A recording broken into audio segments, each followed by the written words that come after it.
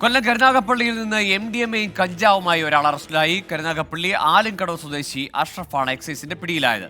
Onam special ഡ്രൈവിന്റെ ഭാഗമായി നടത്തിയ പരിശോധനയിലാണ് അഷ്റഫിനെ പിടികൂടിയത്.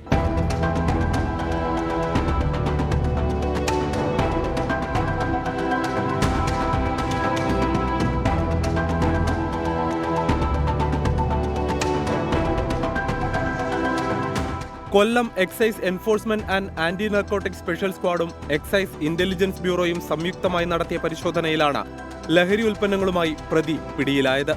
5 ഗ്രാം MDMA-യും 10 ഗ്രാം കഞ്ചാവും ഇയാളിൽ നിന്ന് കണ്ടെടുത്തു. മയക്കുമരുന്ന് കടത്തിക്കൊണ്ടുവന്ന ആക്ടിവ സ്കൂട്ടറും പിടിച്ചെടുത്തു.